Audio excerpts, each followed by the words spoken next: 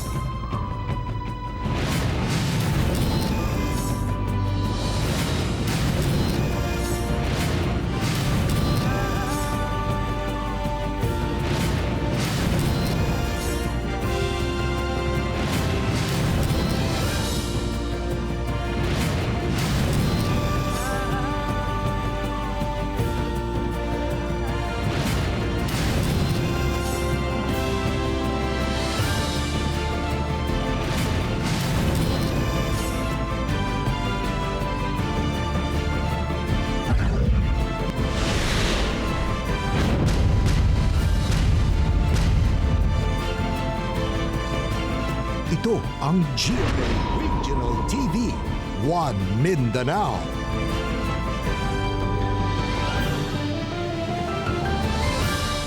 May hapon Mindanao, kini ang GMA Regional TV 1 Mindanao. Atod namo ang pinakadagko ug pinakulaing balita sa Mindanao. Ako si Tep Ocampo. Sara Hilomen Velasco. John D. S. Esteban, live gikan dinhi sa GMA Davao Complex. COVID-19 ward sa Buanga del Sur Medical Center sa Pagadian City, puno-puno na. Ang ubang pasyente, ana-ana sa parking lot samtang nagulat nga ma-admit sa ospital. Ano ang report?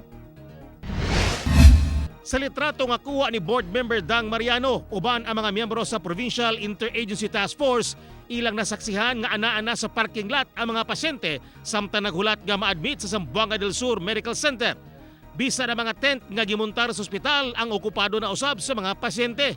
Ang uban, anaan na lamang silang sakyanan samtang nagulat nga adunay mabakante. Ang ZDSMC, ang referral hospital alang sa COVID-19 patients sa probinsya. Butang nga gikabalakan sa Zamboanga del Sur LGU tungod sa paspas nga pagsaka sa COVID-19 cases sa probinsya. Ang capacity tanang hospital diri sa Zamboanga del Sur only 270 plus. Pero ang actual pasyente na to sa moderate ug severe 300 kapina. Sa record sa Integrated Provincial Health Office, ana-ana sa 1,076 ang aktibong COVID-19 cases sa probinsya. Gikumpirma ni Dr. Anatalio Cagampang Jr., Chief sa Integrated Provincial Health Office, nga 42 ka mga inmates sa Zamboanga del Sur Provincial Jail ang nagpositibo sa COVID-19. Dili pa masuta sa otoridad kung paun sa nakasulod ang virus sa prisuhan. Hinoon sa kasamtangan, naka-isolate na ang mga positibo sulod sa prisuhan ug naka-lockdown na usab ang tibok pasilidad. Nana sila dito giikon. Dayon ang katong mga jail guards wala gyud mo sulod, wa koy mo gawas. Lockdown gyud sila, appeal sila dito. Tungod sa paspas nga pagsaka sa COVID-19 cases, giyangyo sa probinsya ang National Interagency Task Force nga pailam sa MECQ gikan sa kasamtangang GCQ with heightened restrictions ang probinsya. Ako, si Tep Ocampo para sa One Mindanao. 15 ka mga bagong kaso sa COVID-19 Delta variant ang natala sa Davao Region, samtang 7 sa Soc-Surgeon Region. Ano ang report ni Argil Relator? Sa pinakaulahing datos na ipagula sa DOH Region 11, 28 ka mga COVID-19 Delta variant cases na ang natala sa Davao Region. Humandunay dugang 15 ka mga bagong kaso.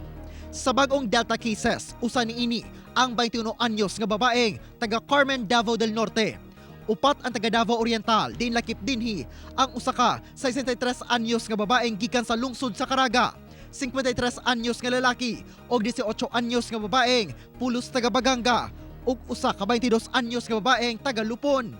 Ang laing unom kay kumpirmadong taga Davao City ug naay laing duha pa ka taga Davao City nga for verification pa ang status.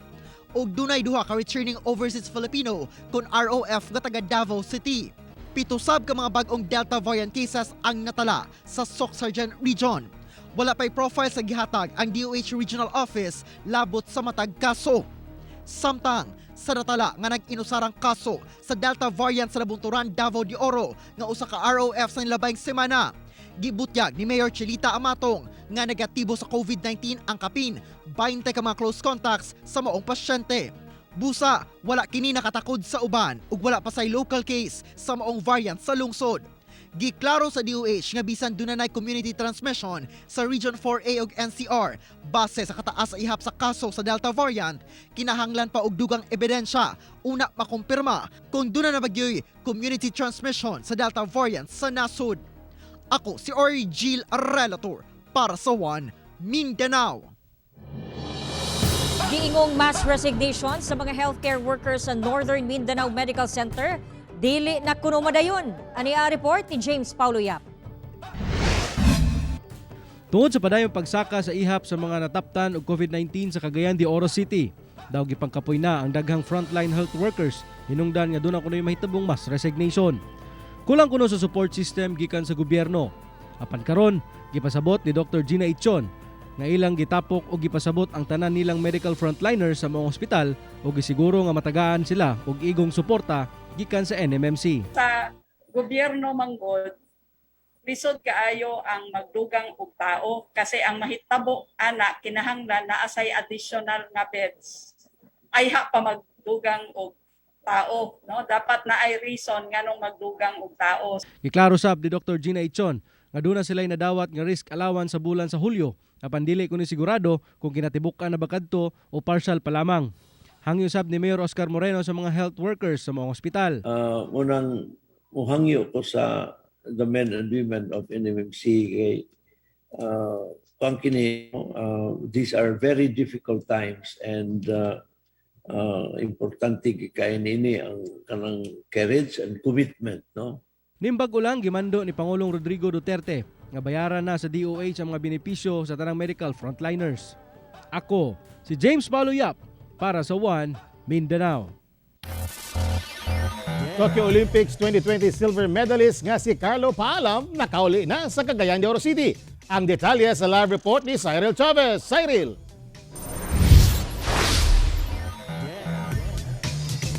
Aztec Heroes welcome ang misugat sa Cagayanong Olympian boxer dinhi sa Cagayan de Oro City. 2 million pesos cash incentive ang gitunol sa LGU ngadto sa maong boksidor. Human ang mga aktibidad nga gipahigayon sa kauluhan, nakauli na si Carlo Paalam sa Cagayan de Oro City. Makita ang mainit nga paghimamat ni Carlo sa iyang amahan ug inahan. Kung asa sobra tuig sila nga wala magkita tungod sa training niini sa Tokyo Olympics 2020. Tungod sa dungog nga gihatag ni Carlo, dili lamang sa syudad, lakip na ang tibok nasod. Gitagaan siya og Distinguished Plaque of Merit gikan sa Cagayan de Oro City LGU. Lakip na sab dinhi ang 2 million pesos nga cash incentives gikan sa LGU. Congratulations, and may I request Vice Mayor Kikang Uy to present to Mr. Carlo Paalam the Distinguished Plaque of Merit.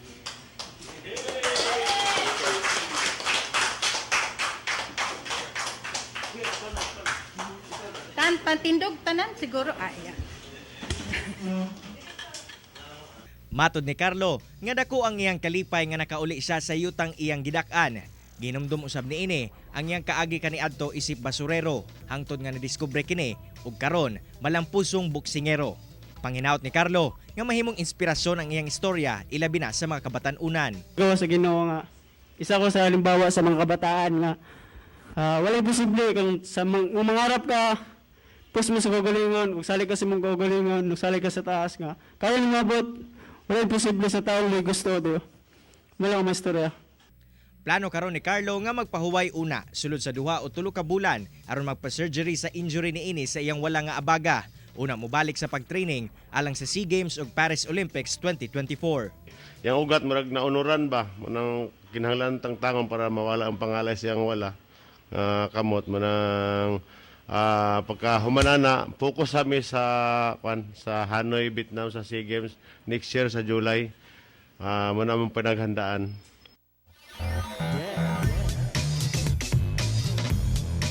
Tek sa karon hugot ang pagbantay sa kapulisan sa lugar kung asa nagpuyo ang pamilyang Paalam alang nasab sa seguridad sa ilahang pamilya.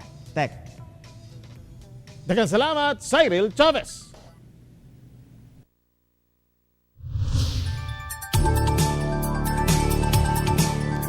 Cagayan de Oro City ug ubang lugar sa Misamis Oriental nakasinati og mga pagulan karong adlaw. Busa pipila ka mga sapa ang gibantayan. Ato ibalik si Cyril Chavez.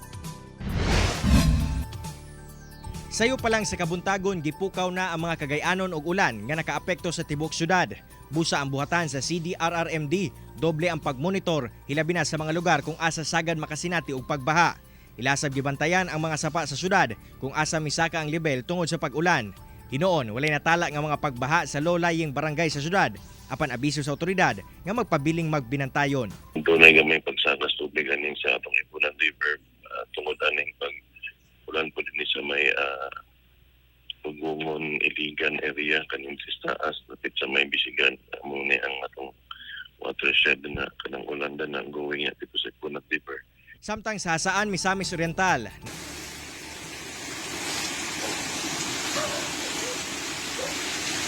tataw ang kusog nga balod sa baybayon sa barangay Luz Banzon. Busa sa tabang sa MDRRMO, ilang gipadapli ang mga bangka nga ana sa baybay aron dili mga daot. Giabisuhan sab ang mga mananagat nga dili usa mulayag sa dagat tungod sa pagdaot sa panahon. Sigon sa Pag-asa, nga ang nasinati nga pagdaot sa panahon sa Northern Mindanao tungod sa Intertropical Convergence Zone o ITCZ. Gawas sa Northern Mindanao, lauman nga ulanon sab ang Zamboanga Peninsula ug Caraga Region. Samtang ang ubang parte sa Mindanao, posibleng makasinati og katag-katag nga pag-ulan tungod gyapon sa ITCZ ug localized thunderstorms. Kauban si Makoy Sempron sa kamera. Ako, si Cyril Chavez para sa One Mindanao.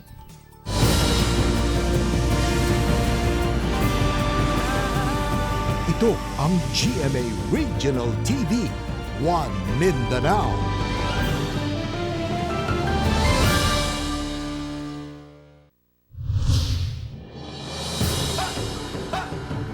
Patay ang usa ka miyembro sa LGBT community sa Davao City. Human gidunggab sa giingong karelasyon niini. Ani ang report ni Argil Relator. Gireport sa pamilyang Luay ni adtong August 20 nga na-missing ang ilang kabanay nga si Jurwel Angelo Luay, 19 anyos. Napagkagabi, tingala naman lang ko pagkagabi, wala man siya gyapon. Ako gitawagan siya, naka-ring lang ang phone, dili na magtubag. So na-worried na ko, anong dili magtubagon? Hangtod, sige kong text siya, anong di makamagtubag? Asa di ay ka? Sige kong anak sa mga text na ako. Karon napagkakuhan kay, gipalong naman niya ang cellphone. Apan ang gikahadlukan sa mga kabanay, nahitabo gayud. Lunes sa gabi, diyang nakaplagan ang patayng lawas sa biktima nga ana-ana sa state of decomposition kilid sa sapa sa barangay Mulig, Turil District. Wa jud mi ka bantay, upat na kadlaw gali itong niagi nga nada itong patay. Wa jud mi kabalo nga nanay patay diya. Pero wala pod mo nakapanimaho. Wala pod. Sumala pa din hina nakita sa akong kahimutangan karon ang patayng lawas sa biktima human gitudlo mismo sa suspect kung asa niya gibilin ang patayng lawas. Maglisod pagkita sa mga residente ang patayng lawas sanglit natabunan kini sa tag-as nga mga bugang. O gani makita pa ang sandal nga giingong gipanag-iyahan sa biktima. Ni surrender sa Turil Police ang 20 anyos nga suspect nga si John Christopher Joseph Piquero. Sumala sa suspect, niadto sila sa kilid sa sapa o didto sila nag-away nga niresulta sa pagpanunggab. Inamin siya siyang papa, tapos i-surrender siyang papa sa istasyon. Karon mo tong pagpangutana siya, asa niya di patay, dito sa lipadas. Dili kumbinsido ang inahan sa biktima nga usa lang ang nibuhat sa krimen. Busa gipailawom dayon sa autopsy ang patayng lawas niini. Ginahatag kuno sa biktima ang ginapangayo sa suspect kinsa giingong na adik sa online sabong. Ay sir, sakit kaayo sir. Ano jud mi sir, kinahanglan jud pud siya nga magbayad pud siya sa gihimo sa ako ang anak. Kinahanglan jud siya nga mapriso. Kay dili lalim pa, giguba niya ang kaugmaon sa ako ang anak. Ginaandam na ang kasong murder, batok sa suspect. Kauban si Mel Colmenares sa kamera. Ako si Argil Relator para sa One Mindanao. Usa ka Pilipinong nagtrabaho sa Afghanistan alang sa humanitarian mission, misaysay siyang dili lalim nga kasinatian samtang anaa sa mong nasod. Anang detalye. Kini si Marian Fernandez, usa ka overseas Filipino worker nga nalambigit sa nagkadiiyang humanitarian mission sa nagkalain-laing nasod nga sagad dunay problema sa kahusay ug kalinaw o gyera. Makadaghan ng gabalik-balik si Marian sa Afghanistan isip country director sa organisasyon alang sa women empowerment. Tungod kay walay ginapiling tabangan ng ilang organisasyon, sagad maipit sila sa bangi sa isig katribo sa lugar. Butang nga bisan sila target na sa mga armado. Pinasok kami, hinanap ang country director, buti nakatago yung country director namin, kundi napatay.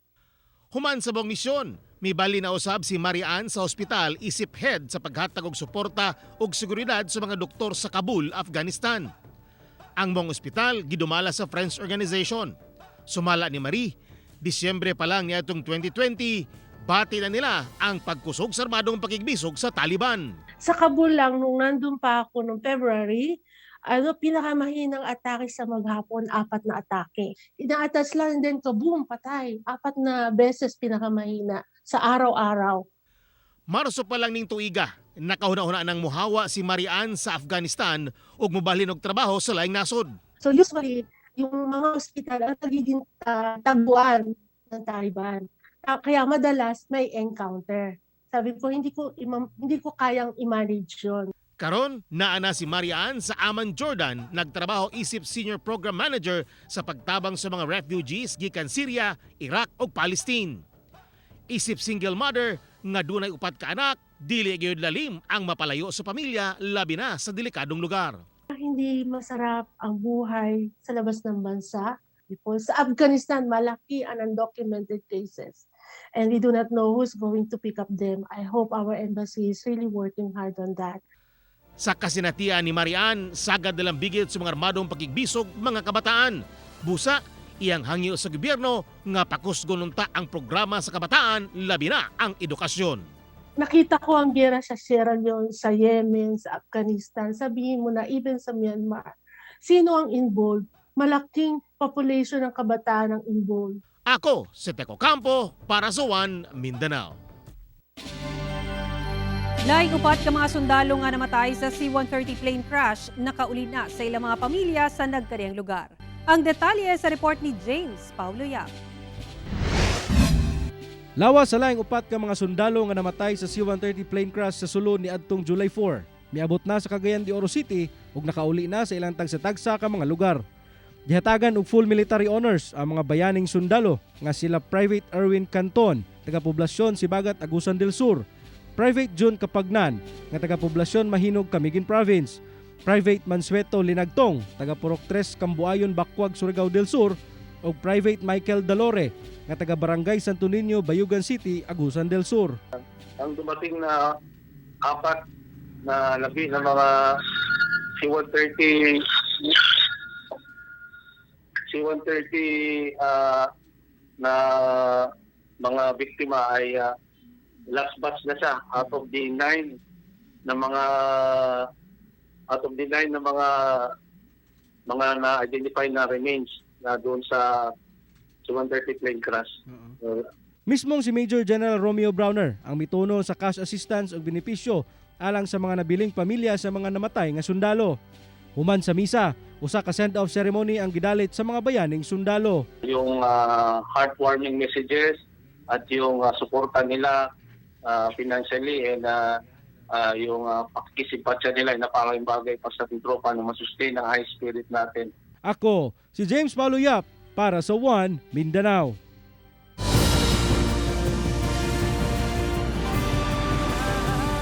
Ito ang GMA Regional TV, One Mindanao.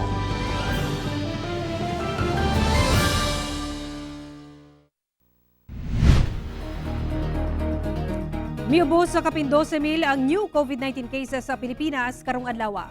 12,067 ang new COVID-19 cases sa nasod karong adlaw, busa misaka sa 1,869,691 ang total COVID-19 cases. Sa Mindanao, 29,999 ang confirmed COVID-19 cases sa Region 9. Sa Region 10, miabot na sa 53,518 ang total COVID-19 cases ug 11,315 ang aktibong kaso. 63,561 sa Region 11 nga dunay 9,194 aktibong kaso.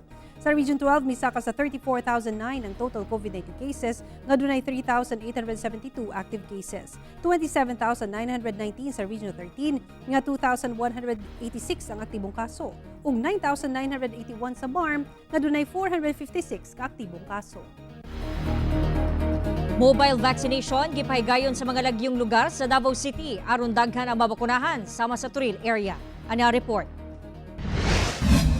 Sayo miadto sa Ramon Magsaysay Elementary School sa Daliao, Turil, Davao City ang 80 anyos nga si Tatay Heraclides aron magpabakuna.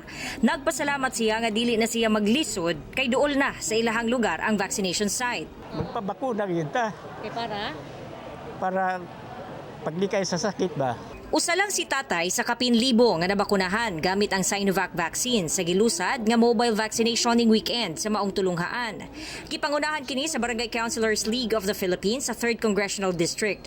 Diin mga residente sa 25 ka barangay sa Turil District ang nakabenepisyo. Napamanggoy mga families within their barangays na wala pa na bakunahan, which is composed with the priority group of the A2, the senior citizen and the patients with comorbidities. This is encouraging the barangay kagawads of the barangay council and their mga kasama, no, that they can do it on their own because very rich ang volunteers, very rich ang resources sa barangay. Samtang taas kaayo ang pila sa mga buot magpabakuna bato COVID-19 sa gawas sa usa ka vaccination site sa Bahada, Davao City nga giorganisa sa Davao City Chinatown Development Council. Gisiguro nga nakaschedule lang ang makasulod gumikan bawal ang walk-in. Today, our target is 1,300 vaccinists. Well, I have several ushers here composed of the Davao Volunteer Fire Brigade. And we have been doing this. This one is the 12th event already. Laumang magdugang pa og vaccination site sa Davao City sunod semana aron mapaspasan ang rollout sa bakuna. Target mabakunahan sa syudad ang 1.2 million katao sa Nobyembre. Kauban si Jojo Solarte sa kamera. Ako si John D. S. Esteban para sa One Mindanao. Disugda na sa Cagayan de Oro City LGU ang pagtukod og duha ka modular hospital karong nagkadaghan ang kaso sa COVID-19. Atong sar ang detalye sa report ni James Paulo Yap.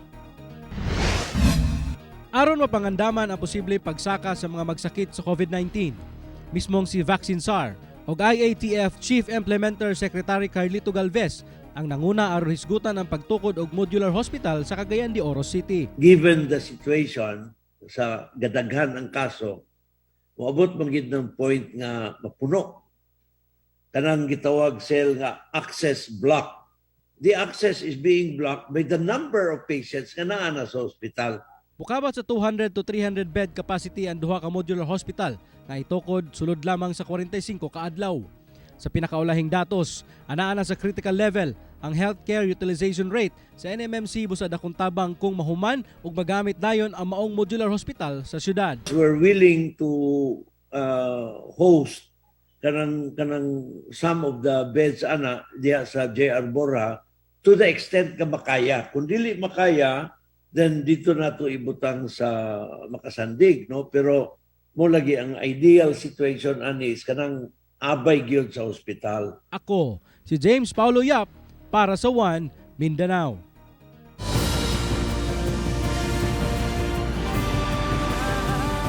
Ito ang GMA Regional TV, One Mindanao.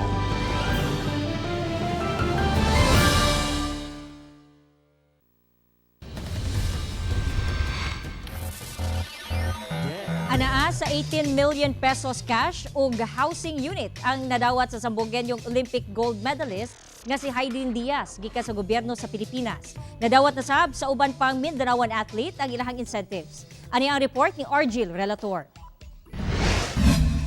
Usa-usa nga gipasidunggan ni Pangulong Rodrigo Duterte ang mga Olympic medalist nga pulos mga Mindanaoan sa bag-uhay lang natapos nga Tokyo Olympics 2020. Iginagawad ang gantipalang natamo ng Orden ng Lapu-Lapu Ranggong Kamagi kay Yumir Felix de los Santos Marcial, Tokyo 2020 Olympics bronze medalist, boxing, men's middleweight division. Nakadawat sab si Marcial og 2 million pesos gikan sa PSC Certificate of Turnover sa housing unit gikan sa NHA ug 1 million pesos nga incentive gikan sa opisina sa Pangulo. Ginagawad ang gantimpalang natamo ng Orden ng Lapu-Lapu, Ranggong Kamagi kay Nesty Alcaide Petesio, Tokyo 2020 Olympics, silver medalist, boxing, women's featherweight division. Iginagawad ang gantimpalang natamo ng Orden ng Lapu-Lapu, Ranggong Kamagi kay Carlo Cano Paalam, Tokyo 2020 Olympics, silver medalist, boxing, men's flyweight division. 5 million pesos gikan sa PSC, Certificate of Turnover sa housing unit ug 2 million pesos sa cash incentive ang nadawat matag usa nila Nesty Petesio ug Carlo Paalam. We honor the athlete who has won the Philippines' first Olympic gold medal, Miss Heidelin F. Diaz. Nakadawat sab si Heidelin Diaz og 10 million pesos gikan sa PSC ug dugang 5 million pesos sa pag-break sa record. Housing unit gikan sa NHA og 3 million pesos cash incentive gikan sa Office of the President. Gilasab ang papel sa Philippine Sports Commission ug uban pang organisasyon nga dako ang nahimong kontribusyon sa kadaugan sa mga Filipino Olympian. Samtang human sa 25 ka tuig, gihatagan og bili sa gobyerno ang kadaugan og garbo nga nahatag ni Onyok Velasco, kinsa silver medalist sa 1996 Atlanta Olympics. 500,000 pesos ang gihatag kaniya sa Pangulo. Ako si Orgil Relator para sa One Mindanao. Thank you, Mr. Velasco.